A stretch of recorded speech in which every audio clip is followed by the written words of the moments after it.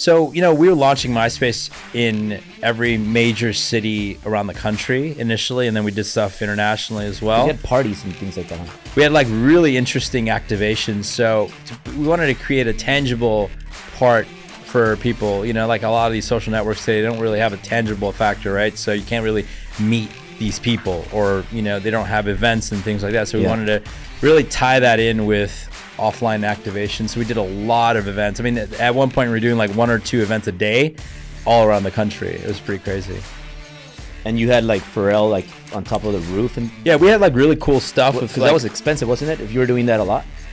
We didn't pay for anything. Oh, really? Yeah, so it was really interesting. So we had Pharrell and friends on the rooftop of the ArcLight, this old cinema in Hollywood, and we had clips, and we had everyone. Pharrell, we had Snoop Dogg and Diddy and like all these people performing. We had lots of concerts like that. We do them at the Roxy across the street too. But yeah, we had pretty big productions like that, and record labels would be involved. And essentially what they'd get out of it is they'd perform the entire album before it comes out, and we put the content on MySpace like 2 weeks before the album drops.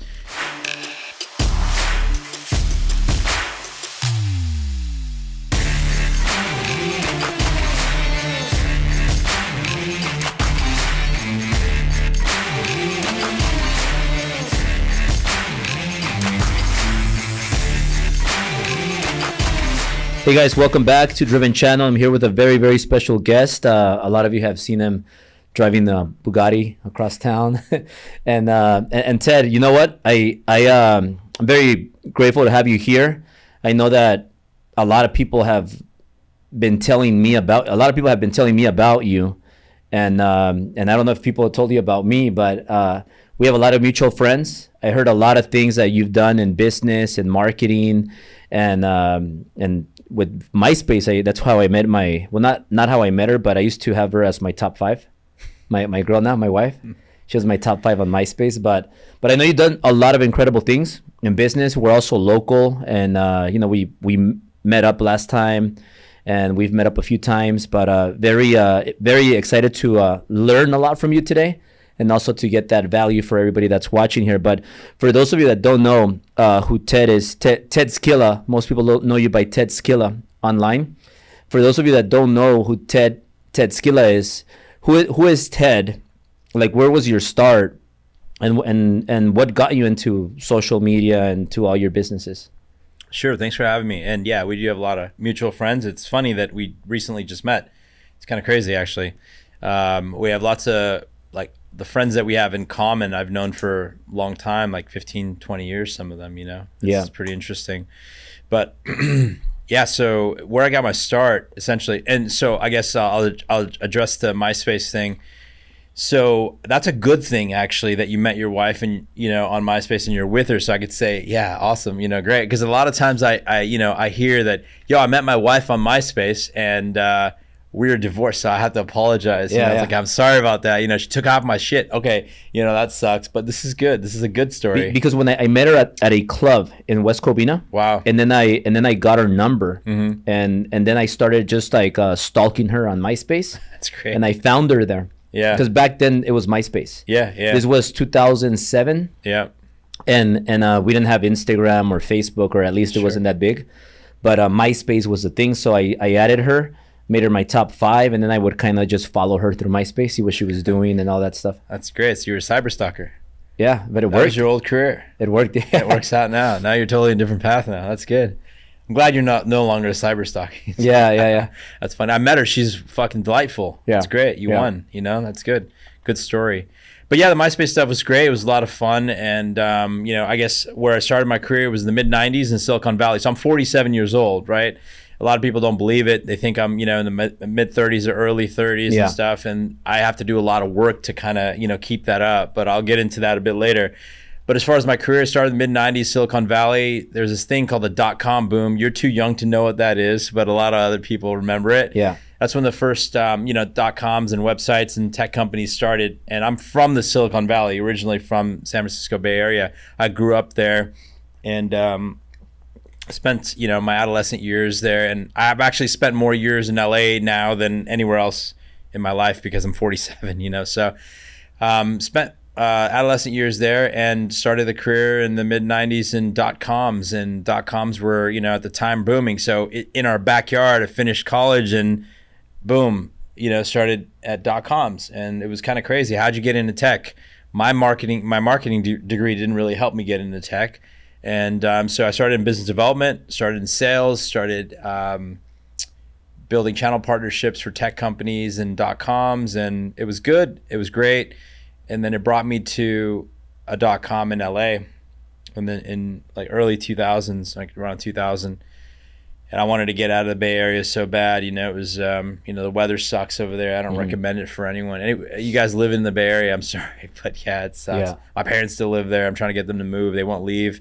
But so I came to LA, and it was great. I loved it. Didn't know anyone here, which was fantastic. I was forced to grow and learn. How old were you when you came to LA? It was 2000, so that was 23 years ago. I was 24 years old, at the time. Wait, you had money when you came here, or I did have money when I came here, but not a lot. And because I was working for companies back then. I was working in the Bay. I was working in sales and business development. But you said something about you had a marketing degree from college. Yeah, but that didn't help you. No, it didn't help me. What? Can you elaborate on that a little bit? So what the marketing degree helped me with was, I went to college, and I had the discipline of going to college. And, there is something about that, right? And so I feel like a lot of young entrepreneurs want to skip college and all that stuff. And it's great right now they can do it. But back then, I built some sort of a discipline in me and, perseverance and stuff. And it's hard getting through school, you got to, it's a lot of work and homework and exams and, it's a lot, and so it's a commitment. And I learned from that. I think that gave me a pretty good head start, with regards to I know what it takes to do hard work, right? And so that was helpful. From the perspective of marketing degree, I'm old. So back then what we were learning was... You're not old. I just like sandbagging a little bit, you know what I mean? So yeah, 47, yeah. So anyways, so at the time what we're learning is the traditional classic media channels, right? Mm-hmm. TV, radio, offline shit like that. Digital wasn't really around yet. So we didn't learn anything about that, My school keeps calling me to come talk about it because we kind of paved the road and we created social media, right? Yeah. Arguably. And social media marketing was, started on MySpace essentially. So we kind of learned a lot and created this whole platform and just went from there. But essentially, yeah, I didn't learn a lot in college about what I ended up doing. Mm-hmm. I was doing business development. So they didn't teach me how to You think if you would have skipped college and just went straight into what you got into, you would have made more money quicker? I think that if I was around the right, and I'll get into this as well, but if I was around the right people that were doing that kind of thing at the time, then yes. And I was in the wrong environment, I was in the Bay where not a lot of people were entrepreneurial around me, you know? In those kind of areas and neighborhoods and communities, we had workers. The kind of audience that I was around was everyone was working jobs and their aspirations were to be the top of that food chain, which were working, as supervisors and, managers and VPs and stuff like that of these companies. They weren't trying to be entrepreneurial. I didn't have that. The only influence I had of that was my father. My father is super entrepreneurial, So from that standpoint, I had his, osmosis. I was learning from him, but... Were you close to your dad? Very close. Yeah. And he's not from here, right? He's from India. And you were born over there? Yeah, I was born in India as well. When did you, at what age did you come here? After the Slumdog Millionaire film did well, I was able to come here. Just kidding. I was in the movie. No, I wasn't. But I came here when I was 28 days old. So really? I like claiming that I was born in India and that I'm from there, but I'm really truly I grew up here. Yeah. So you learned English. English was your first language? English was my first language. Yeah. You can't tell by my accent. Just kidding. No, yeah, that's why you look like American. Thanks. I get a lot. It's funny. A lot of ex-girlfriends thought I was half black. It's crazy. Yeah, I could see that. Yeah, light skin. I get Brazilian a lot too. It's kind of crazy. I got even Chinese Mexican. Mexican, yeah, I get that a lot too. But so then you were born here, but you're from India. Who instilled that workaholic in you? Because I mean, I've been following you for a while, and I knew who you were. We didn't know each other personally, but and I know your history, so I know everything you've done. Like, you are a workaholic. Like, you work a lot, and then you have like extreme life habits, and you change a lot. But we could get into that later too. But like, what instilled that work ethic in you? Like, coming from India, being in the Bay, and then you moved to LA. Like, where does that drive come from?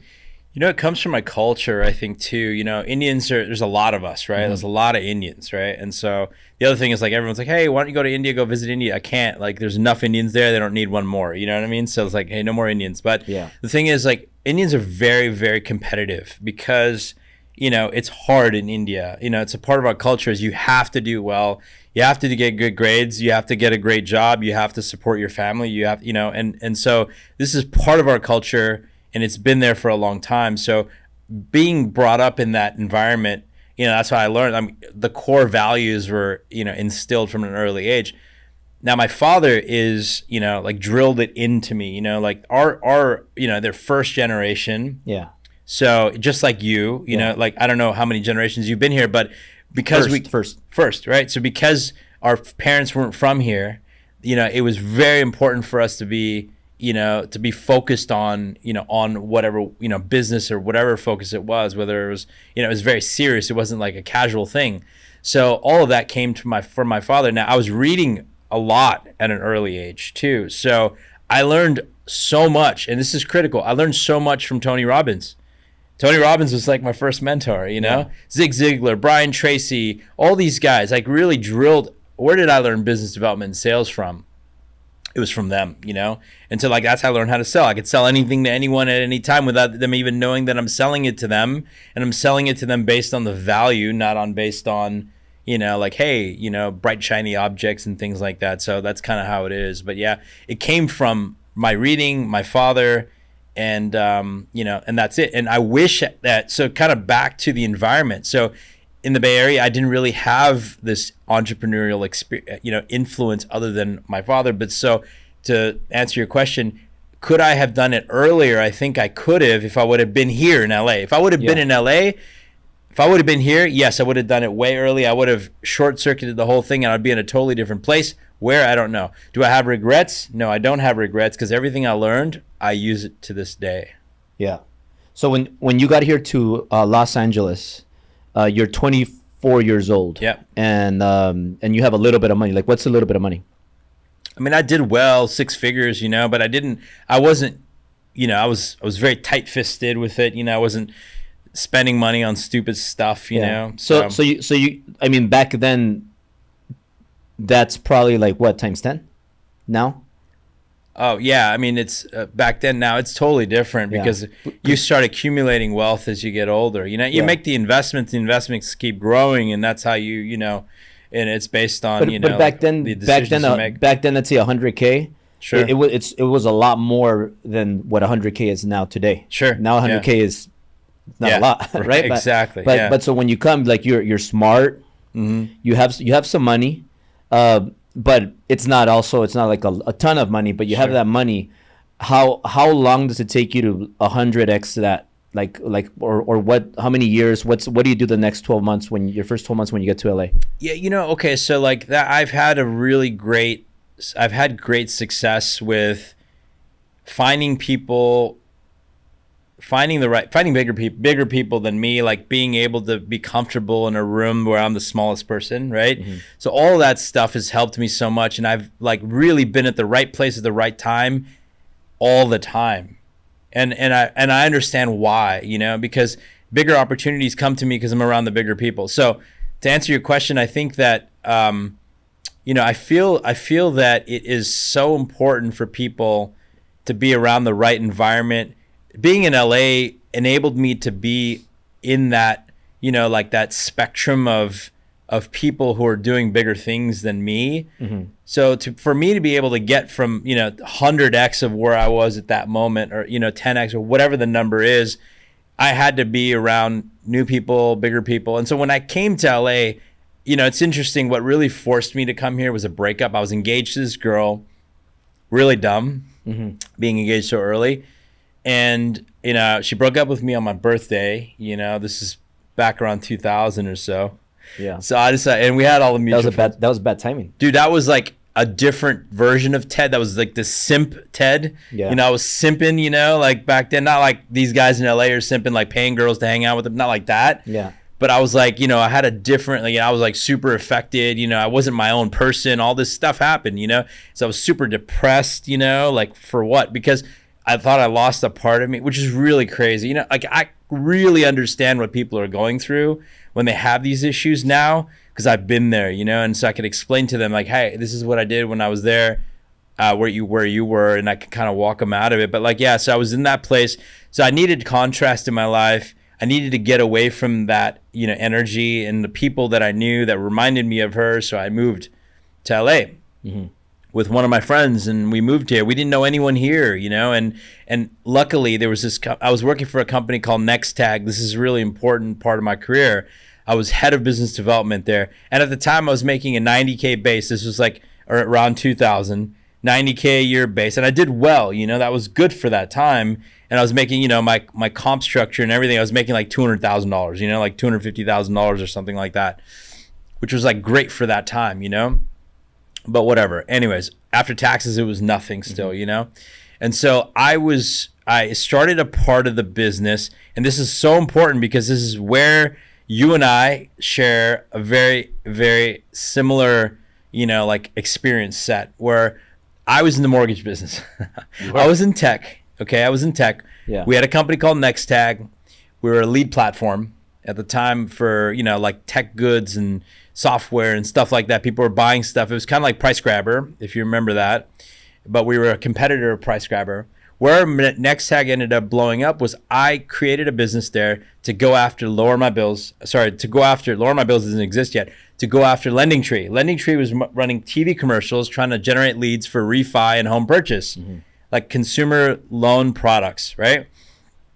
So say, hey, why can't we do that? We're doing that for electronic goods and software and all that stuff. We're a comparison shopping engine. We can do this for consumer finance as well. So we did that.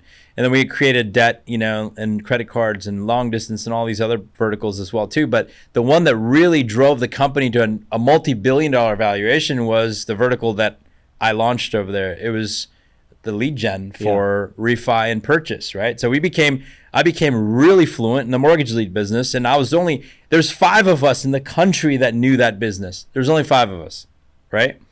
So it was a company that was starting up in Los Angeles. It's called lowermybills.com. It was like, you know, like a handful of guys in the company, and they called me in. They said, hey, look, we want to poach you. We want you to start this business here. We've been doing long distance and, you know, credit cards and debt consolidation leads for a little while, but we want to go after LendingTree. Want to do that. So I said, okay, I know the business inside out. I set up the business there, you know. So they came after me, and then, you know, I went for an interview. This is really twisty because I went there for an interview, saw one of the guys in my office that was a consultant. He was working for NextTag, but he was also in Lower My Bills. He saw me there on an interview, snitched on me to the NextTag CEO, and then they fired me because they thought I was giving up business secrets or whatever. Anyways, so Lower My Bills hired me instantly, gave me, you know, like 2x of what I was making. I was one of the original, original guys there. Yeah. We did really well there. We had $1 million days frequently in that business that we started, you know, the lead gen business. And Lower My Bills? Lower My Bills, crushed it. Is this kind of a breaking point where you go from like a certain level of income to like a lot of? It was. And then we exited. We sold the company. I had a great, you know, stake and equity stake there. And then at that, what was it like an 8-figure exit, 9-figure exit? We sold it for 380 million ish, you know, with all the earnouts and stuff. So I did pretty well. And you know, at that point, you know, this was like a few years later, right? 3 or 4 years later, and did really well. And by the way, I'm working for people, right? Yeah. That wasn't my company. I had equity. I did well. So you were an entrepreneur in that business. I wasn't an entrepreneur. I was just an employee, but I was at the right place in the right time, and I created a specialty. I became very fucking good at what I did. And I became so good that there was maybe 5 of me in the country that were doing what I did and, crushed it. So it was very hard to replace me, Yeah.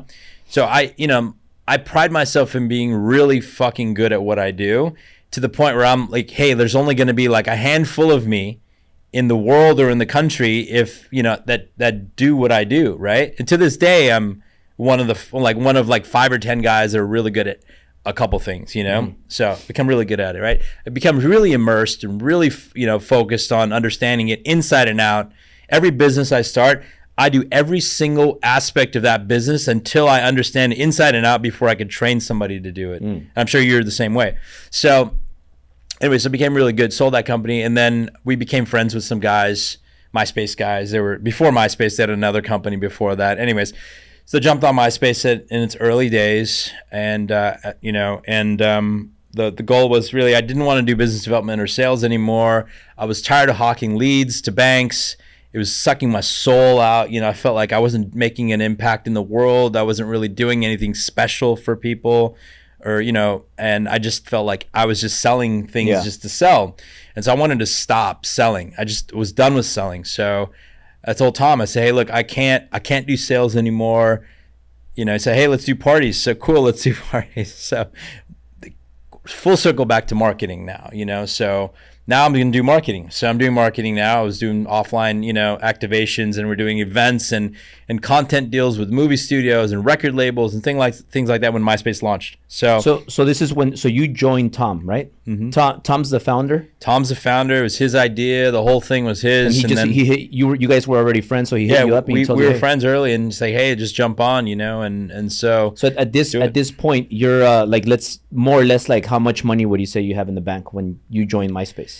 Oh, so yeah, it was like 7 figures, like mid 7 figures ish, somewhere around, and it was like, and okay, so let's talk about money in the bank. So I don't ever have a lot of cash, I mean, 7 figures in cash is important to have, but I'm saying like, I feel really depressed and stressed and freaked the fuck out when I have cash sitting in the bank. Mm-hmm. And the reason why is because that cash is going to be the same tomorrow and the next day and a year from now or less than what it is today. So I don't like keeping cash because, one, you're vulnerable, right? So I like, we are objects and targets of being sued all the time. Yeah. I'm being sued all the time for some crazy shit that, is not, there's no basis for that lawsuit, but I'm getting sued all the time. And I'm super litigious. I will sue anyone all the time.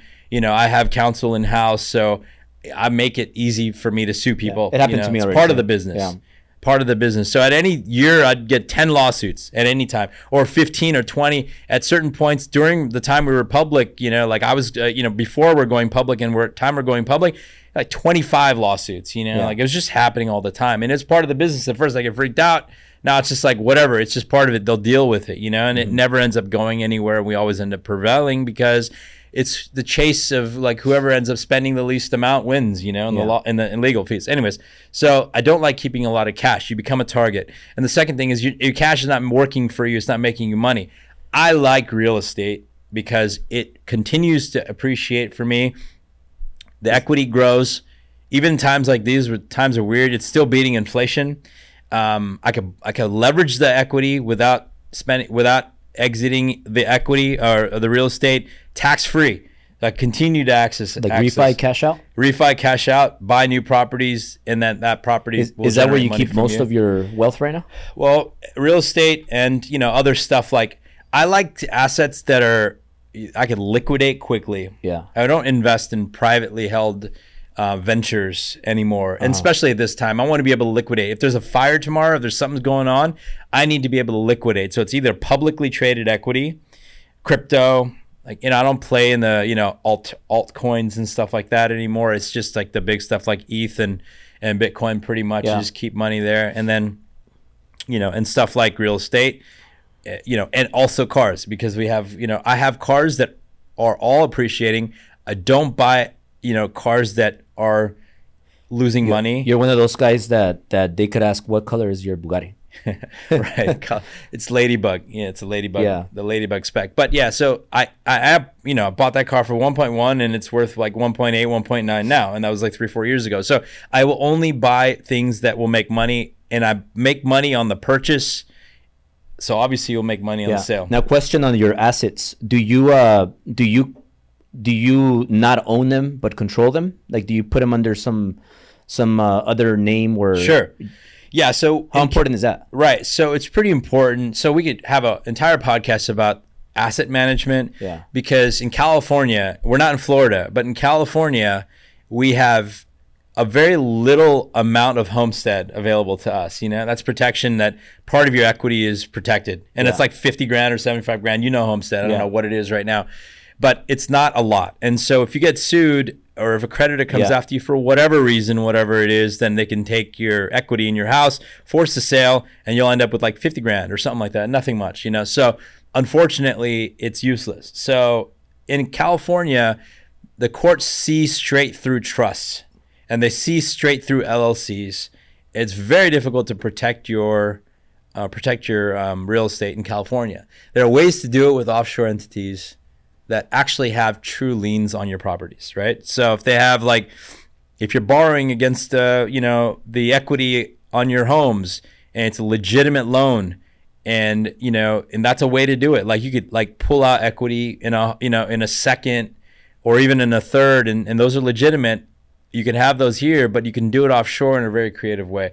Anyways, it's an entire discussion about it. But yeah, I think that you need to be very creative if you're a risk-taking CEO and you're taking risks that could potentially affect you personally. Now, generally, they shouldn't affect you personally because you're living inside of a corp that is a holding, an operating entity that's owned by a holding company that is potentially owned by another entity somewhere else, and you end up just being an employee. And you don't own any of these technically. That's the best situation when you're an employee of an offshore corporation, rather than from a tax standpoint. And there's so many benefits of that, rather than all my friends, everyone does it this way. We're gonna probably have a part 2 and talk about that. Yeah, for sure. But just to finish off on this wealth and asset thing, how do you feel about these people that are worth $1 billion or $500 million, and they proudly say you got to have money in the bank, and they're proud of their $100 million in the bank liquid? Yeah, so I think that's a different train of thought, and it's a different category of wealth, because from our standpoint, we're still looking to earn money from our investments, right? We're we're putting our money to work to earn, because we're not at that level yet, right? These guys will have assets and a lot of other stuff's also working and earning for them too. It's just a matter of we're talking about proportion and size, right? It's a totally different world. I'm in a place where my investments need to be earning me money as well, right?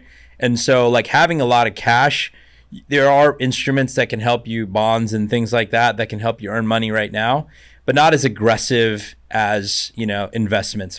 There's so many opportunities right now in real estate and fire sales where people can't, these arms are resetting from 5 and 7 years ago. Well, these guys need to get out. So their deals, I just missed a crazy deal, right by my house up here, where there was a house that was listed for $5 million. I offered them 3.5. They ended up, and I was sleeping on it for a little while, and they ended up selling for 3.15. And it's crazy. That could have been a great investment. I could have, held on to that and cash flowed that thing really well. By the way, I never sell real estate.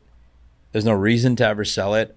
If you can't cash flow it, then that's one thing, but you got to learn how to cash flow it. But there's no reason to ever sell any real estate. Yeah. And the guys out there flipping stuff, I think that if they have the appetite for it, they should just hold on to it and just keep it, because just refi cash out whenever you need refi cash out. And then, but the thing is cash flow. If you learn how to cash flow them well, there's no reason to ever sell it. It'll beat the flip. What if you really need the money? Well, then if you really need the money, you could find a way to refi cash out. You know? Yeah. But the leverage is expensive right now. You should be able to understand that if you can't afford the leverage, then you have to liquidate What's a crazy property that you have right now that makes you so much money, like Airbnb or whatever? I have I have a bunch of Airbnbs, but I have a house that I've had this house, and this is funny. The twins, the Brett and Jason, the Selling Sunset guys, I've known them for a really long time, and I thank them. I thank Jason every time I see him. Every time I see him, he's like, I got it. But anyways, I have a house in Laurel Canyon that I bought in 2007 for 1.6 million. Okay, I bought this house in 2007, lived in the house for a long time. Anyways, in 2015, I demolished it, built a new house, spent a bunch of money. I was going to live in the house. I spent way too much trying to build this house for myself. And, and then I got tired of it because it was dealing with the city, delays, ended up buying another house and moved to the other house, right? So this house got done 2015, 2016. Brett and Jason, I had Matt and Josh on it. They were trying to sell it. Anyways, they didn't end up selling it, so I gave it to Brett and Jason. Brett and Jason could not sell the house because they couldn't show the house. They could not show the house. It was rented every single day of that year. And I figured out, back in the days, Airbnbs were super easy, so I figured it out. That house was doing $50,000 a month for me, clockwork, for 8 years, 8 years now. And I'm so glad I did not sell the house. It's a $4.5 million house, by the way, right now. So imagine, I bought it for 1.6, put about $1.5 million into it. So it's where I'm in it like 3 million-ish. The house is worth 4.5 now, and it was doing $50,000 a month until October. Now it's doing like 35 because the times have changed a bit. But it's cash flowing so well. Is it because people have less money, or because the regulations from Airbnb? Well, I think it's like Airbnb changed their algorithm, and we're on like 47 travel platforms. Like, we have a whole company around short-term rentals and stuff now too. We do a lot of traveling nurses and executive housing and a bunch of other stuff like that too. So so it's a little, demand is a little low right now compared to where it was back then, but it still does really well. So the house cash flows really well for me. And it also, so much equity, it's worth $4.5 million. And I've leveraged that equity several times, to buy other houses. So like the 35, or let's say the $50K a month, you make so much money that you pay it down, or you make that money, or you save it to buy more? Yeah, you could do that. I mean, I do that, but at the end of the day, I can leverage it and buy more. So I'm essentially I'm trying to build more cash flowing properties, so I leverage it, buy more houses, and it's a simple model. So my sweet spot is like $3.5 million house, $3.5 million house in LA. Okay, in the hills with a view. Very, very typical. I kind of stay in the hillside here. 20% down, $700K, right? Ends up being about $750K. A $750K will start making me $35,000 to $50,000 a month, in the range, depending on where it is and how fast to get it up and all that stuff. Let's call it like 45K, somewhere around there. And it's just, I have this formula and it just works really well. And they're booked, like 28 nights a month, 28 out of 30 nights a month. So when you put 20% down for a house like that, what is your mortgage payment, PITI versus the money that you're making in? Yeah, so typically on a $3.5 million house, you put down 20%, so you're in about 2.7. So 2.8, sorry, is your loan amount. You do the math right now, we're at about DSCR loans, which are loans that you don't need. I'm stepping into your game now, but you don't need tax returns for them, and you don't even need bank statements for them. It is primarily based on the cash flow of the house. They do a mortgage survey in the neighborhood to see what kind of a rent survey to see what kind of rent you can get on that property, and long-term rent. So if the long-term rent value beats the mortgage payment per month, then you're approved. Yeah. It's great. So that's the baseline kind of loan. Now, when we have so many mortgages like I do, that's the only kind of loan we can really get, DSCR. DSCR loans are hovering about 8.5% right now. Mm-hmm. So you do the math on that. So 2.7 million. So it's about like 22,000 roughly a month on that kind of loan, right? We're doing like 35 to 45K on that property a month. So we're still cash flowing it really well. I mean, it's going to make at the end of the day, like net, like 15K a month, So that's what it makes roughly after property 50K? Taxes. Yeah. And 15K a month. And employees that you hire for the Airbnb work and all that stuff. Yeah. Including all that. It's really, we have it all mostly automated. So labor is pretty cheap. So for example, do you think in the next 6 months or next 12 months, it's going to be a great time to buy? Because right now rates are kind of high, and right now it doesn't make that much sense more, or do you think that in 6 months you're going to unload again and get more, or 12 months, or what do you think the market's going to be like? So I'm waiting for the rates to reset. Right now, I'm still cash flowing at 8.5%. I'm still doing well. I'm looking for deals where I make money on day one from an equity standpoint, right? So I'm really careful now with the purchase price, because we're concerned about equity diminishing. We're concerned about losing money on the purchase, right? So I want a deal that is, that I clearly make money and equity. I'm in the green day one. So if I refi it tomorrow, I'm pulling out cash versus, like I bought something at market value. I'm not buying at market value right now. Unfortunately, it doesn't how make much sense. do you offer less right now? Right now, you can go crazy cowboy, because you got to do some research first. You got to understand what kind of loan these people have. You could figure that stuff out. What kind of loan do they have? You could ask the agent, they'll tell you. Are they in a situation where they need to sell? Are you buying a property that's done, or are you buying a property that needs work? Now, I've been building for 14 years. I have a team. We build our own houses. Everything that we, like Myspace, Tom and I, like whatever we buy, we build, right? So my team builds our stuff, And so they're on full time. You and Tom do deals together? Yeah, he buys some houses and we build them together, stuff like that, or we'll do some stuff together like that. But and I got him in the business too, the short-term business, about like 7 years ago. So that's his new hobby now. So we just built one recently. Do you think properties can drop another 20%? I don't know. In this neighborhood, I'm in a weird bubble right now because I'm operating in like a couple zip codes, 90069. 90068, kind of like that, north of Sunset and just West Hollywood-ish. I don't think the values are changing much. I think we're seeing fire sales here and there that are like kind of sometimes even off-market deals or stuff that's been sitting for a while that we can offer creative stuff. Now, you're not going to get deals and stuff that's finished generally because there's lazy buyers out there, and the demand out there is mostly for people that want finished stuff. There's going to be deals for stuff that you want to do, that you need to do work on, you know, that you have to spend money and time to get it to a place where it looks great. Now, I don't want to buy something that's done anyways, because I am building equity into something that I build, you know, because I have a very particular taste, and I build stuff that's like super modern, very mid-century, updated, and things that are like, like I blow out all the walls, make them super open spaces, lots of glass. Very, very specific. Do you build formula. for other people too and charge, or is it no, just I don't. for you? Just for me. Yeah, just for us. So going back to like the MySpace, you started MySpace and you're like the marketing guy there, right? That's why they hired you for that? Yeah. So Tom launched MySpace. I jumped on as one of the original guys in offline strategic marketing. Basically, my title was VP of Fun. Yeah. What do you think was like the one thing you did to blow that company up?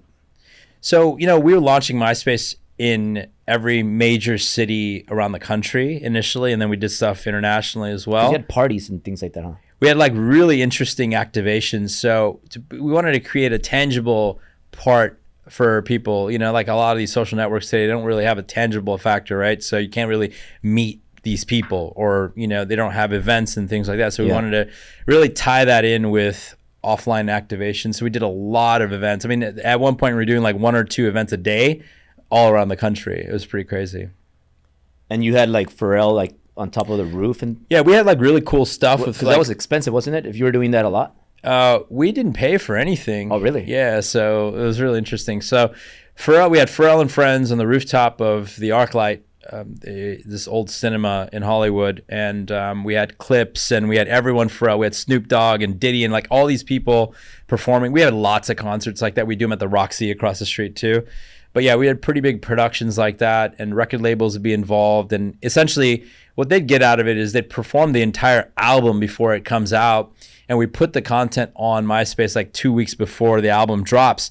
So at the time, the only place you can hear that stuff and see it is on MySpace. You wouldn't be able to, it's like preview, right? It's like the preview of the album. And it's really cool because, we did a lot of really interesting things like that. How did you get them to do that for free? They wanted the promo for the album, So at the time, it's like, that's the only way. And streaming wasn't big yet, At the time, it was like, you were selling records at the time, they were selling albums. Because you could only play it, you could only stream it from MySpace, right? You could only play it. Yeah, I remember that. So if you wanted it, you'd have to buy it, at the time. And so you'd have to buy the record. The only way you can hear it is from there. And that idea was yours?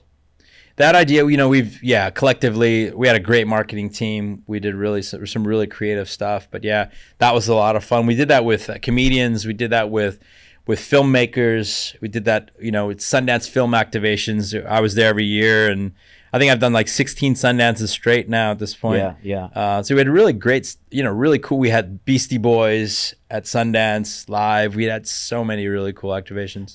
Does that still work today?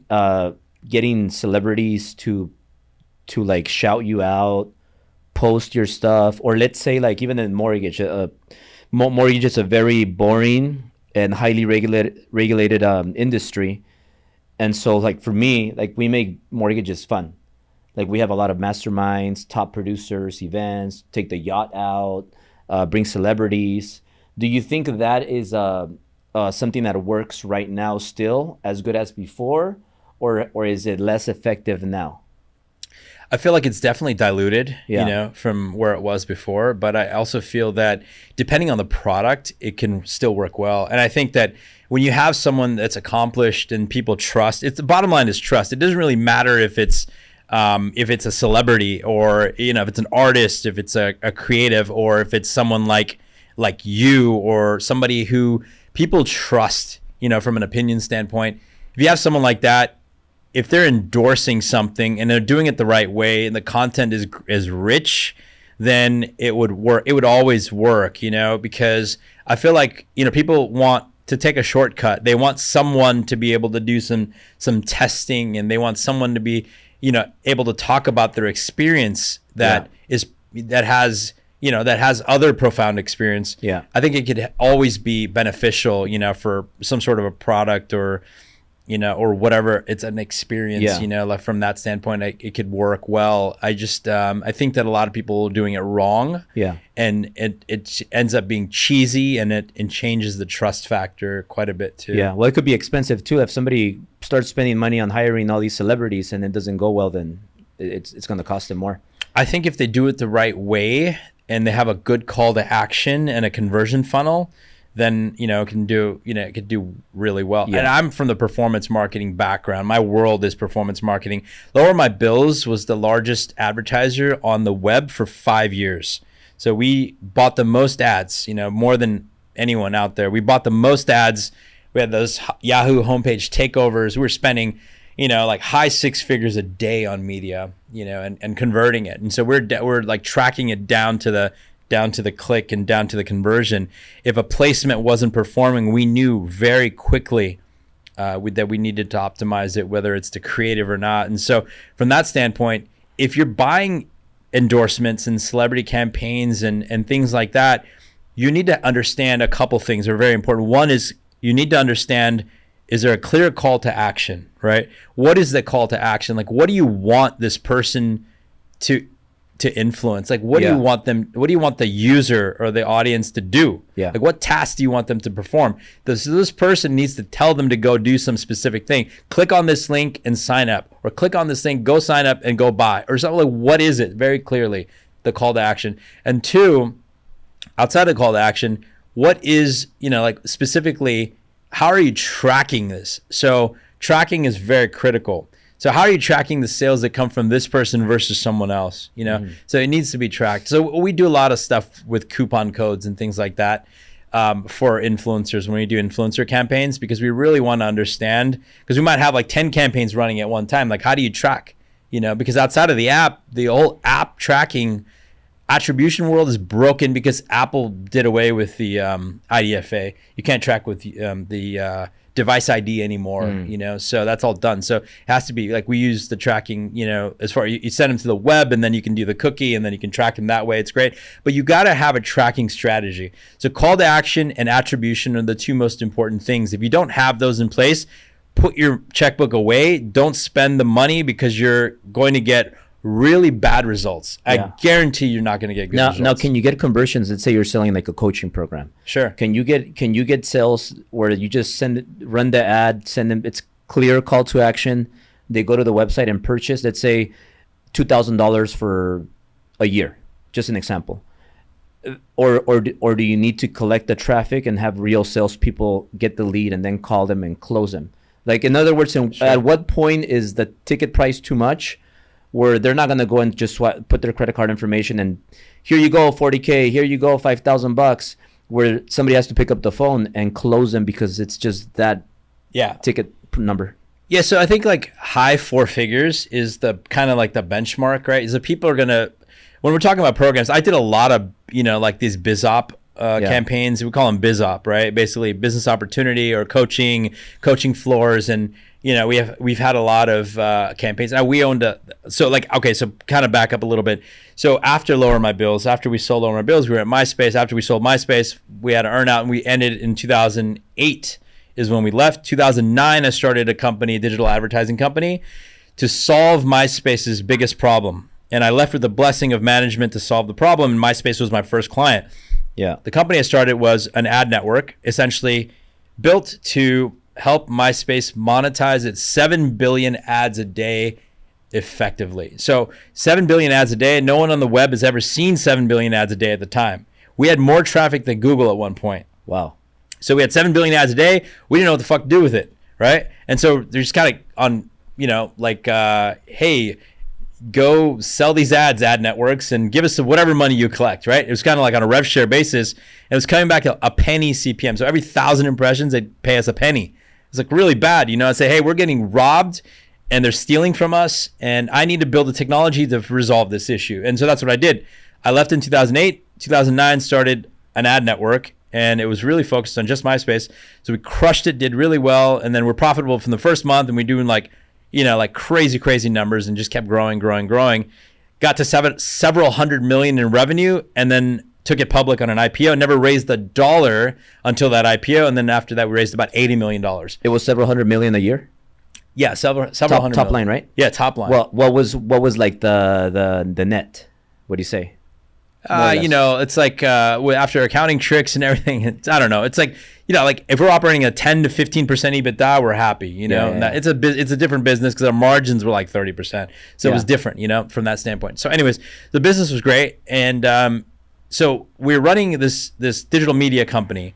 All of our clients were performance marketers at one point, right? So we're just really running a lot of lead gen campaigns. And doing a lot of coaching. We're doing a lot of info products, and guys are running diet products, and guys are running lead gen, and guys are running like whatever it is they were selling. They were selling something on the back end, and it was generating revenue instantly versus the brand campaigns. We got like really focused on brand campaigns after 2017, but prior to that, it was just all performance marketers. They spend $1, expect dollar times something back at the end of that day, right? Mm-hmm. So all of our clients are like really generating revenue instantly.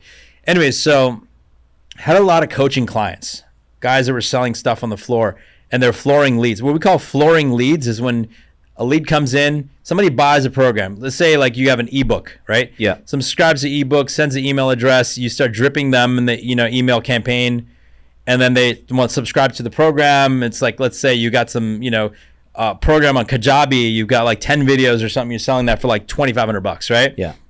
So they buy that. Next, you get that lead to say, hey, this guy subscribed to this. Now, this is a potential client for active coaching, right?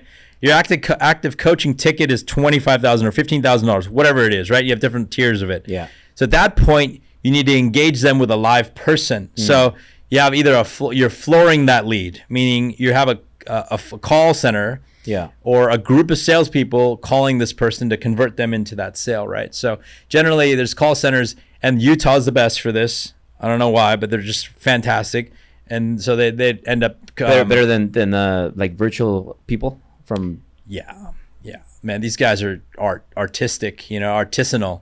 So you think if the Mormons are crushing? If I get some people from Utah, they can close 25K tickets all day long. All day long. You got to connect me one of those. I do. I have those guys, yeah. Hey Ted, so really quick before we jump into how you look so amazing being 47. Thanks, man. The when you run ads. Sure. I know you were talking about spending like, I think you said 6 figures a month spending a day. I think you said some. Yeah, so we like had guys, like we have a common friend, Chase Hero, right? Yeah. We talked about Chase. So Chase came to me. We're actually gonna do a podcast with this. Actually, Chase is gonna fly in for this. Maybe we should do it on your platform here. Yeah. To tell the story. Chase came to me. He's like, yeah, hey, I need $20,000. My wife's pregnant and I lost all my money. And this is like 2010. And I was like, no, I'll never give you money, but I'll teach you how to hunt. And then like he was a very diligent, really smart kid. I taught him, and he was like, bro, he was like attached to me like Velcro. Like I'd look at my rearview mirror and this kid's following me around, and I was freaked out about this for a little while. We'll talk about that. But anyways, he was really driven, and he really wanted to succeed, and he had motive.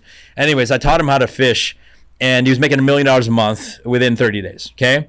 And that was a good story, and it was great. There's a lot of people like this over the years that I've put on and I've helped grow. And I want nothing in return. I just want to help people succeed. You put it out there and it'll come back to you eventually. And it does. And it has. And where I am today. 100%. I am where I am today because people have like seen that in me and, and they've helped me. Anyways, so at that time, Chase got to a point where he's spending $1 million a day in media also. And I had many clients that were spending, high 6 figures a day in media daily, buying traffic, converting it, generating, that times a multiple every day in revenue. So there's a lot of in media buying, like I come from that world, the performance marketing world, and there's a lot of guys that are successful spending like high 6 figures a day. Before you spend that much before you get to that number though, do you start with a low amount? Absolutely. And then whatever works, you 100x on it? Yeah, I mean, these guys are spending $500 a day. It grows, scale it. And if it's profitable, keep spending. If it's profitable, keep spending. How long would it take you to teach me how to do that? We could get into that. It could, take a month maybe. Talk about that. We'll definitely do that. Yeah. Moving a little forward. Sure. You're 47, but you look 32. Thanks, man. Well, first off, if you could explain how that happened. I know you changed a lot of things that you were doing at 40 that you're not doing anymore, and you kind of reversed your age. And maybe after that you could just give me some tips or combine them on what you see I can improve at the age of 40. Sure. Okay. So essentially when I turned 40, that was about like 7 years ago, right? So that was like 2016-ish, something like that. Yeah. Yeah. So that was a time where I was preparing. So we're preparing to be SOX compliant, which is a fucking pain in the ass, right? And we're also preparing our filing, our S1 filing for, to go public here on the NASDAQ, A lot of shit happened that year. A lot of shit fell apart. So I couldn't list in the US exchange because our vertical, our category was ad tech companies. There's 2 players out there and they did really poorly, and they shit the bed so bad that their 20 times revenue valuations came down to 0.1 times revenue. Yeah. So we're like, dude, I can't go public here. It makes no sense. It was like 0.1 times revenue was your market cap. It was really bad. So these two guys, Rocket Fuel and Rubicon Project at the time, right? So really bad. So I said, oh, this is really bad. So I had a crazy amount of stress. I spent millions of dollars getting ready, Ernst & Young audits, and just crazy amount of cash to become ready to be public, and I was just going to shit. And this goes back to my culture. I was like, programmed to be really hardworking, and the most important thing to me in life was being successful and good at business. And it was really just all about, and I realized it was just about business. I was fully affected by business. Was this the most stressful part of your life? Yeah, most stressful part of my life. Fully affected by business. If I had a good day, I was super happy. If I had a bad day in business, I was in a corner somewhere like fucking shriveled up. And then so I started to transform. So that happened to me in 2016. I started to transform physically. I was never fat, right? But I was starting to become I was starting to look different. I was starting to become my body, fat was changing. I was not weighing more, but I was becoming losing muscle, and I was just like skinny fat. I was skinny fat. I was fit. I'm still 155. I was 155 back then, but I was no muscle. I was looking like shit, feeling like shit, just really distraught, bad mood all the time. I was just what the fuck? And then so I woke up from that. I was starting to realize that, dude, there has to be more to life than this. I was living a miserable existence. Business was bad, and I was feeling like life was ending for me. It was so terrible. Anyways, so one of my friends, Mike Shoehead, one of my best friends, which is also Mike Amiri's cousin. Mike Amiri is one of my business partners. Everyone's designer. Everyone wears his shit. Is the best. Him and I had a company together from 2011 for 5 years. Did really, really well. It was a supplement company, and then he went off and did Amiri. But during that process, I met Mike Shoehead. Mm-hmm. He was on the Shahs of Sunset, the star of Shahs of Sunset. He was on that show for 10 years. Anyways, he's my business partner now. We own a bunch of businesses together. He introduced me to this guy, Dr. Danny, and I did podcasts with him also. Danny Mogadam, he owns Modern Aesthetica, and he's like, yo, you need to get your hormones straight, dude. Your hormones are fucked. And I was like 40 years old, right? He's like, your hormones are fucked, man. Look at you. You're working out. And I was working out, by the way. But you're not getting anywhere, you know? So I went to go see Danny. And Danny does hormone, like TRT, testosterone replacement therapy, and hormone management and all this other stuff. He looks at your labs and tells you what's wrong with you. Yeah. So I did that. He looked at it and he's like, yo, like your shit is fucked up. My testosterone levels were like 127. It should be at close to 1,000. It was at 127. Cortisol level through the roof. Like all my progesterone, estriol was super high. All these hormones were like all whack, right? Like completely out of whack.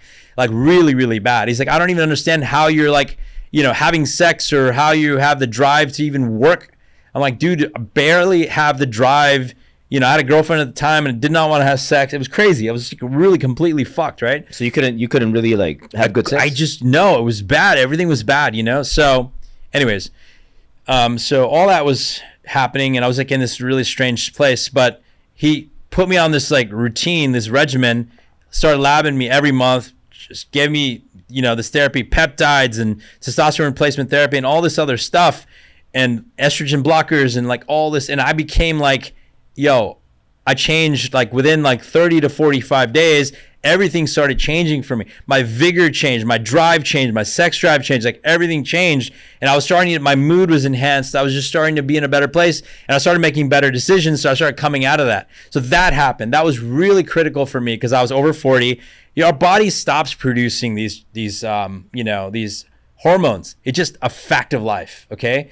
You need testosterone replacement therapy after 40. If you're a high-performing CEO, you need to get labs. So I need it. You need it. If you're working out really hard, you're not getting the results, it's because you're not anabolic. You cannot be anabolic without a certain level of testosterone in your body and lower estrogen. You just cannot be anabolic. You just can't do it. So that's number one. Number two, I started realizing that, hey, you know what? I am focused on the wrong shit. So I learned about one of my friends, Tommy Elastra, put me on a TM meditation, transcendental meditation. I had tried to meditate before and it was very hard for me too. My mind was racing around. I didn't really understand what meditation was. And Dave Asprey tried to teach me how to meditate at one point too. And I couldn't do it. I just couldn't figure out how to do it. I'm like, I can't do it. I have all these thoughts racing around my brain. I just don't know what to do. Anyways, I'm doing it wrong. So I got this guy. His name is Denny. And Denny has been teaching TM meditation for 47 years. He was taught by the guru himself, and he's based in Santa Monica. So transcendental meditation is fantastic. It's been around for a long time. He taught me how to meditate in 4 days, and it has been life transformative for me. It's changed my life. So I meditate twice a day, 10 to 20 minutes, 20 minutes minimum each time. What time? In the morning, like right when I get up, and then like before 5 p.m. in the evening.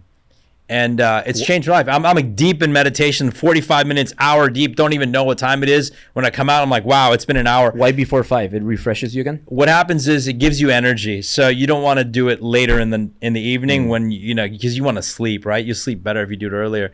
Anyway, so that has made a really big difference. So in the first 10, 15 minutes of my meditation, there's a lot of traffic, a lot of crazy thoughts, like all these thoughts are going. And I'm chanting a Sanskrit mantra, which they assign me. It's unique to every person. Okay. And I'm chanting this stuff. And anyways, so the thoughts get out. And what I learned is those thoughts have to come out. Whether you're meditating or not, if you're not getting those thoughts out, you got this thing called like traffic in your brain and it's stuck and it's clogged up. Those thoughts have to come out. Once they come out and they get out there, then you can fall deeper into this like deeper meditation. Yeah. And when you're in that deeper meditation, that level of rest for your brain and meditation cannot be replicated, not even with the deepest REM and deep sleep. You cannot replicate that kind of rest. So you really need to meditate to get that kind of rest in your brain. Anyways, so transcendental meditation really helped me so much. So Tom got into he became a carnivore. So carnivore eating like 5 years ago or something, right? He really influenced me. So I got into it like a few years ago too, and I started really following these guys. And you know what? I read this book about it's called The Plant Paradox. Yeah. And the plant paradox suggests that you should not eat plants. And here's why. And here's all the plants that you can't eat. Because don't they say eating too much meat is bad? They say that. And let me explain why it's bad. So there is some truth to that. But eating plants is worse. Plants have lectins and oxalates, and you can read about which plants have high lectins and oxalates. Even stuff like turmeric. People are like, I eat turmeric to reduce inflammation. Guess what? Turmeric causes inflammation. It's the highest in oxalates. It's crazy. Like, people need to be informed. So read Plant Paradox. That book is fantastic. So I quit eating plants, right, for the most part. I mean, I'll still eat some stuff here and there, but, for the most part, I really just eat meat. Now, the kind of meat that I eat is grass-fed, grass-finished. The reason why that's so important is because these animals are truly free range. You don't really have that fear hormone stuff happening inside, and it's humane, right? So that is really important. Now, when you eat out and you're eating meat, you have to be careful because that shit is cooked in canola oil. It's cooked in other seed oils. That's the really, really worst shit you can eat. Canola oil, seed oil is really bad stuff. So when you eat out, even if you're eating carnivore, you got to watch out for those oils. The filet that I got at Craig's, was that good? Yeah, it's good. It's good. He's using different kind of oils there. So I say cook in an air fryer because you don't need any oils. Or use grass-fed butter to cook your meat. Now, I stay away from chicken. Chicken's got a lot of hormones and a lot of really crazy shit in it, and it's got a lot of eat grains. I eat chicken every day. Here's the grains. Grains are what? They have very high in lectins, highly inflammatory for your body. Now, they're saying that all of these autoimmune diseases are caused by lectins and oxalates in plants. Now, if you get rid of the plants from your diet, you can get rid of your autoimmune diseases. Now, this doctor that wrote the book on the Plant Paradox has treated he's been a cardiologist for 40 years. Yeah. Every autoimmune disease known he has treated and eliminated by eliminating plants from the diet. It's insane. So I became a carnivore. Then I started fasting like 3.5 years ago.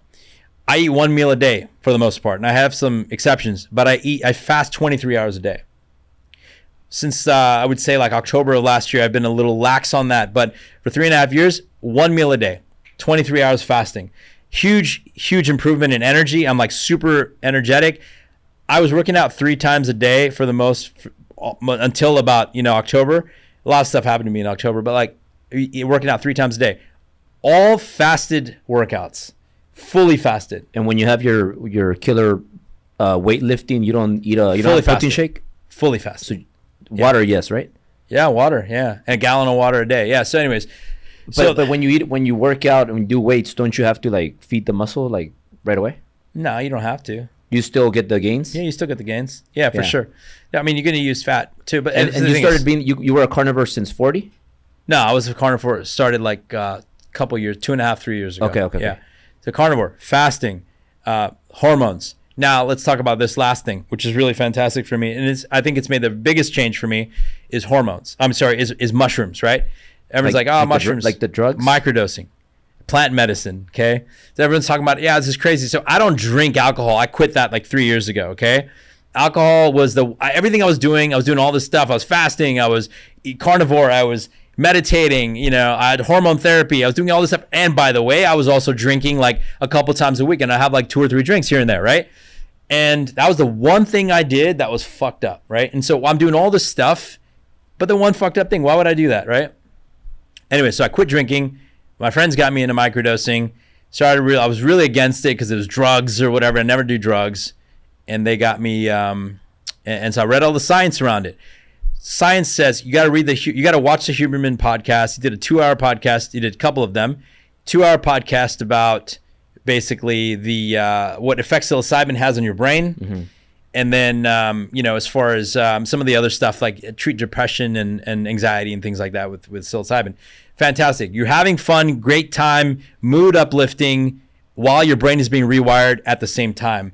New neural network connections in your brain, new neural pathways, spawns neurogenesis. So essentially, while alcohol is killing brain cells, all the other drugs kill brain cells, you're taking mushrooms, having the best time ever, you're more social, actually, and you're growing brain cells.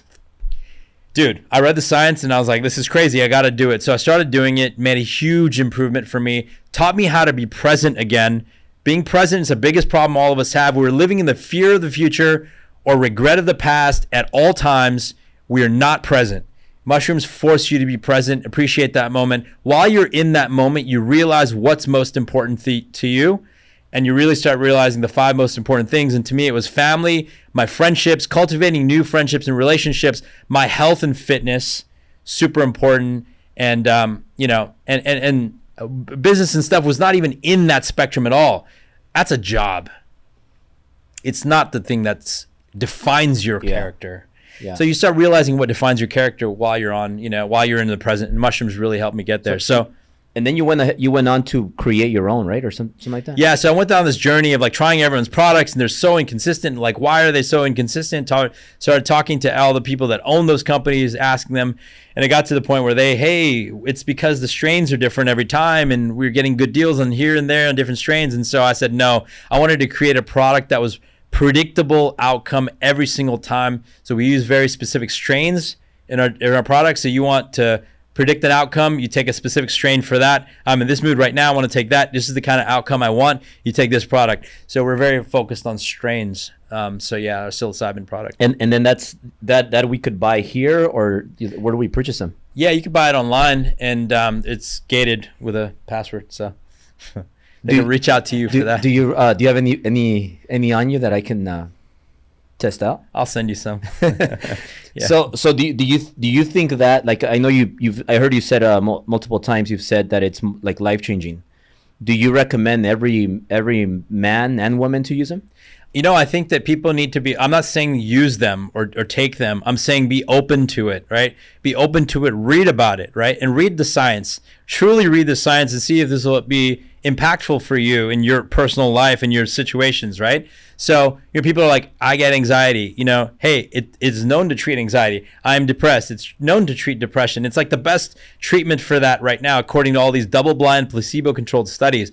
Watch this Huberman podcast, the 2-hour one about the benefits psilocybin has on your brain. And we'll put the link below so we could watch that one. Yeah, so watch that podcast. See what it does for you. And people are like, it's drugs, it's drugs. It's not drugs. It's plant medicine. It's been around for thousands of years.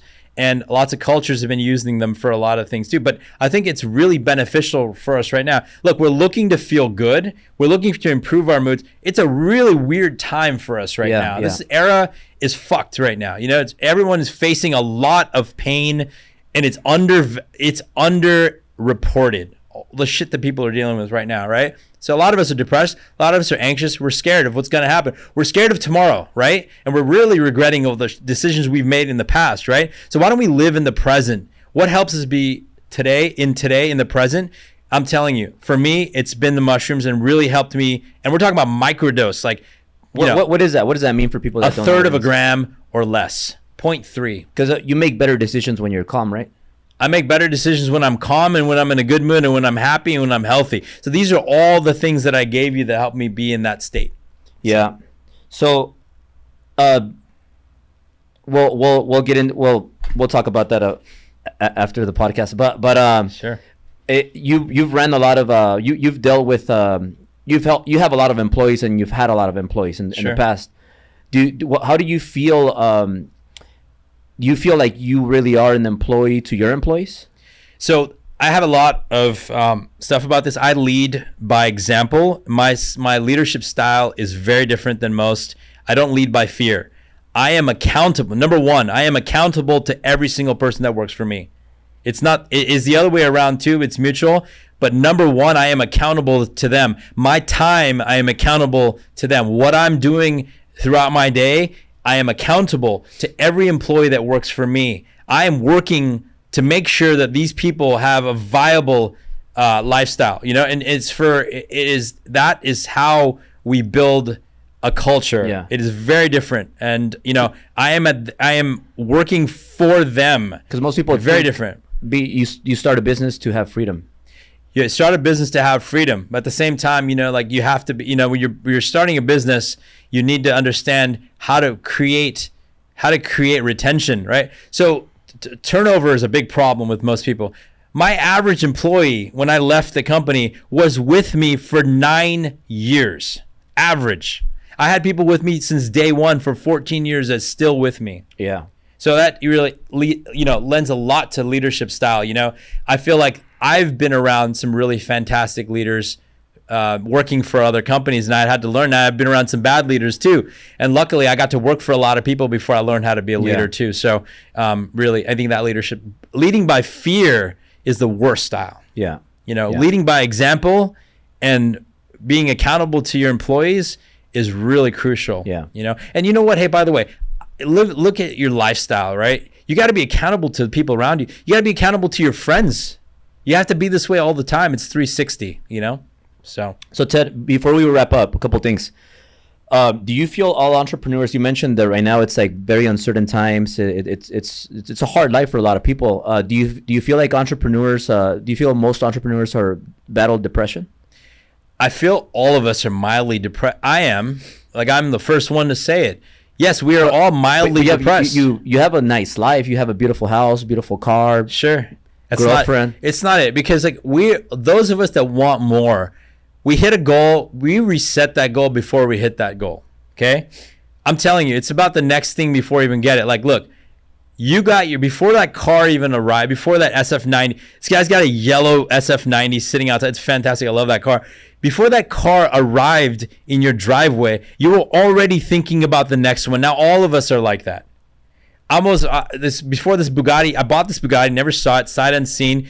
Before it even arrived, I was already thinking about the next one. I was thinking about, I got to get this car I'm going to be done with this car before I even know it, and I'm looking for the next one. What is it? Pagani? What is it? What's the next car? Like, I was already thinking about that. This house that I moved in, before I even moved into it, I was thinking about the next one. Now, we're programmed as CEOs and entrepreneurs, the risk takers. We're thinking about the next thing all the time. And as a result of that, we're always considering these new endeavors. And what the endeavor really, truly is a set of risks that we need to take to achieve that. Because nothing good comes easy, and risks are hard. And so all of that is combined into one. So we are always considering harder things to do, and those harder things come with risks. Yeah. And because those risks are not easy, we're mildly depressed or sometimes severely, Yeah. So all entrepreneurs, we don't have certainty. Yeah. And that's depressing. Do you believe in God? I do. I grew up Hindu. My parents are practicing, and I grew up in a very spiritual environment, right? And so I have been agnostic. So I don't have a religion I practice. I do believe in a higher power. I have a lot of respect for people that believe in a higher power, because one, they're generally not as egotistical as the people that do, that don't believe in something bigger than them, So I think that it's important to believe in something, and even if it's another person, you need to believe in something greater than yourself. Because with all your success, and I mean, it's clear that you can get it through anything. You grow a business, you could get stuck, and you figure it out, and you keep growing, and you're always thinking about that next move. But both me and you could have been not here right now.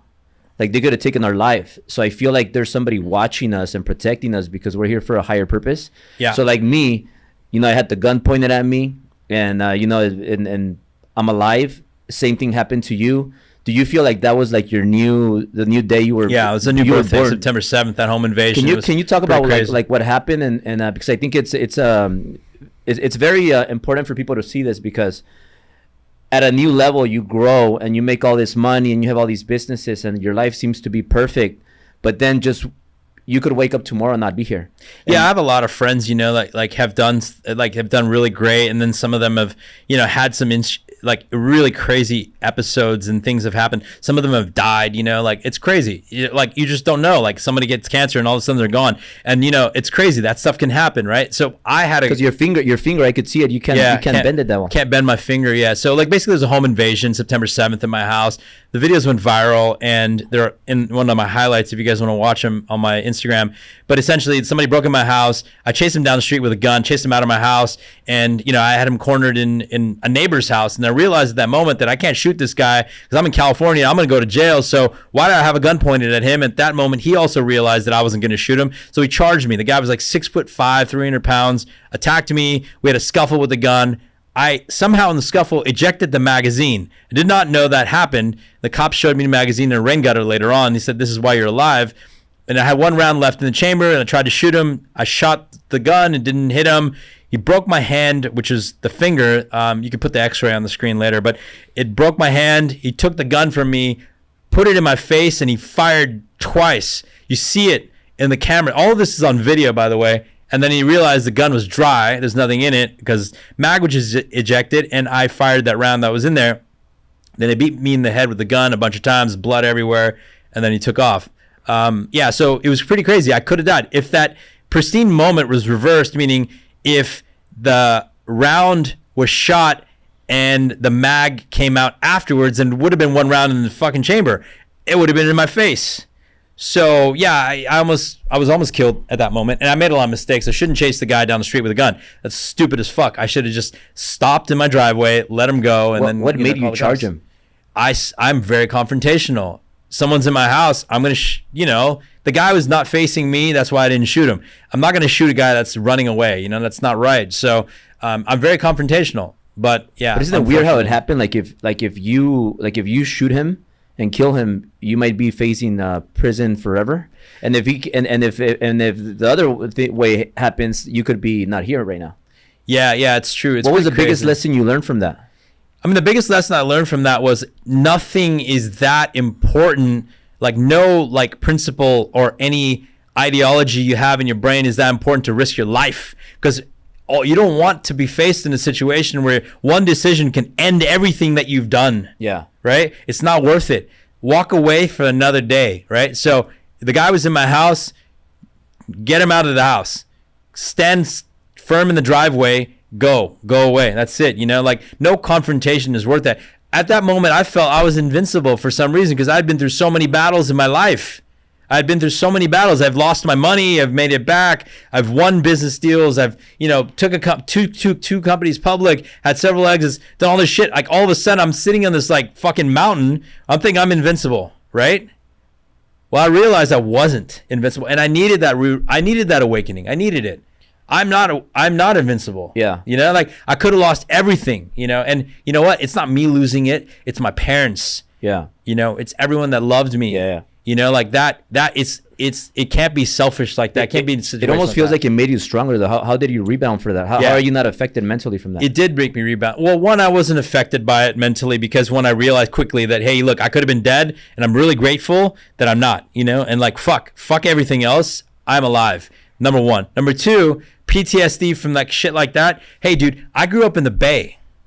We had guns at us all the time, I grew up in the East Bay. It was pretty dangerous. It was crazy. I was like a teenager running around with friends that were somehow, affiliated with gangsters and all this stuff. And people are getting shot and Asian gangs and crazy shit. I was used to that kind of thing, So I didn't have PTSD from that because, we're pretty, crazy out there in the Bay. So to wrap up, your 5 core friends or your circle of influence. I know that day you were kind of caught off guard, right? Or you caught him off guard. Because you were supposed to go somewhere. Sure, yeah. I was supposed Thursday? to be at a dinner. Yeah. Well, what kind of dinners do you have, and who do you spend your time with? Because I know you're also very coachable. You're big on mentorships and that kind of stuff. Yeah. So how important is that mentorship and your circle of influence? So I feel like everyone needs to be coachable. You should never think that you know everything, right? So I feel that the reason why I am where I am today is, one, I've been adopted by people bigger than me my entire life, and they have seen things in me like this drive, sincerity, and coachability. I am willing to learn all the time. Wherever I am in my career, if I'm thinking of an expert or not, I'm still open to I'm receptive to new ideas. Oh, that person doesn't know shit. No, I never think that. I'm always open to hey, why don't we just learn more and learn more and learn more? Keep growing. What do we have to lose, right? So I want to be around people that are coachable, number one. So I have this dinner that I do every week, and I have a dinner club of 50 guys now, right? And every one of them are highly accomplished guys that have crushed it, best of breed in their class, whatever they do, whatever their business is, whether it's a film producer or an actor or a director or somebody in tech, crypto guys, real estate guys. I've got a full spectrum of guys, and they're doing all kinds of different things. None of us are working together. We don't do things together, but we all have lots of doctors and lawyers too. Yeah. We have a lot of things in common. And those things are, one, we are all very coachable. We are all very open to learning. We want to be around dynamic people and good energy. We want to be around just good people, right? So how do we bring around good people? Well, when you're around good people, you're attracted to good people. So I want to make everyone feel, I want this forced venue, come together once a week at least. So we're forced to be around people that are bigger than us. So I want to be the smallest person in the room. The concept is all of us are going to feel like we're the smallest person in the room because you're sitting next to someone that's done so much stuff that's crazy. It's a totally different world, meaning industry and stuff, but they've crushed it. And so we're all looking up to them, you know, and we want to be forced to be in that no matter how much we've accomplished. There's always going to be somebody next to you that's better and bigger and whatever. And we want to be able to learn from them, right? We're talking about the basic life fundamental stuff, not like specifically to business, but yeah, so that's the thing. So I feel the 5 people that are around you are the ones that are going to shape your future. And I talked about this recently on a podcast I just did. It was a 2-hour one. We really talked about significant other. Yeah. Your significant other is one of those 5 people. What if you have a stupid girlfriend? If you got a dumbass girl next to you or a fucking dude that sucks, you're going to end up being a moron. I'm going to tell you, like, you're going to end up losing ideas. You're going to get flooded with bad ideas. You're going to be isolated because usually a person that is not that smart, doesn't have great ideas, they want to isolate you because they're insecure of you learning things from other people and you being around more dynamic people because they're afraid they're going to lose you because you're going to be around smarter people, right? It's a vicious cycle, right? So you got to really be focused to make sure that every one of those 5 people, including your significant other, is dynamic. They're winning every day at something. They're influencing you, inspiring you, and all of us are aspiring to be better every day. That's the bottom line. And every one of those 5 people, you got to identify on paper, write this shit down. What are these people really good at that you want to be good at? Like, what are these qualities? And if it's nothing or it's nothing significant, you need to limit your time for people that are going to be contributing things to you in your life that you want to be good at, because that's what it's about. How do you get to the next stage of your life? How do you become better? How do you like go to the next version of you, right? Yeah. And bro, I've seen so many talented young men and some talented men that are a little older and they're around the wrong girl and their life gets destroyed. Derailed. Is that fixable? I see it all the time. Happen? They've got to leave them, for it to be fixable. And it's a vicious cycle because usually that person, let's just say it's a girl at this moment, right? Because we're boys talking about this. The girl will isolate you. They will isolate you from other people because they're insecure, thinking that you're going to end up leaving them for someone that has better ideas. I mean, you should, right? At the end of the day, you got to close that door. Yeah. Because you can't be bombarded. You can't be around this person. You're around them most of the time. And it's just, if they're not winning daily, they're not crushing, they're not inspiring you to be better. And they can inspire you for all kinds of shit. But if it's shit that they're inspiring you that you don't even care about, that's not inspiring you, So you really got to start at the significant other. And then 2, look at the people around you and write it down, like Joe, Bob, fucking, Dave, like all these people, like write down all the stuff that they're really great at that you want to be good at. Yeah. And if none of that shit is stuff that you care about or it's going to help you grow, you need to recycle. You need to move these people out of your life. You're not being bad. You're not being disloyal. You're just really focused on your own path, which is the most important. You can only do so much charity work in life. What's your process of cleansing your circle? Like cleansing the girl you're dating or cleansing your group of friends? So because I'm sure sometimes some friends, maybe they burn your bridge. Some friends do unethical things. Maybe new friends come into your life. Like, how do you cleanse your circle when as you grow? Yeah, essentially, you have to look at them one by one, and for me, it's super simple. It's like I really should start limiting exposure, right? Because I have better things to do with my time. Like I want better things to do with my time. Better things to do with my time is not hanging out with these people. So I'd rather be by myself, learning and reading and shit like that, than hanging out. 100%. We don't do hanging out. When you're at a certain phase in your life, you're not hanging out with people. You're with them because you want want to spend time. You want to bounce ideas off each other and stuff like that. It's a mutual benefit. It's not you're just like killing time. It doesn't happen anymore. I don't have time for that. Look at you, like us, both of us. Like, when do we come together? When we've got like ideas to bounce off each other. We're going to talk about some things. And it's productive. Yeah, we go to lunch. We don't even eat lunch. We don't even eat lunch. Yeah, we just talk. Hey, so final thing. Something that this was a great business conversation, by the way. Like Sure. It's one of the best ones I've done. So next time we'll have a part 2. We'll talk more about all the asset protection and all that stuff. Yeah. But last question, Ted. I want you to share something that you've never shared before publicly. Something that people can come to the Driven channel and watch. Oh, Ted said this for the first time right here. Something that you never said before publicly. Wow, that's crazy. Let's see. I don't know. I mean, I think that. Okay, so there's one thing. Like, I think this is kind of important. I'm a real big animal lover. Okay. Yeah. And it's funny because I have like really tiny animals that are really small.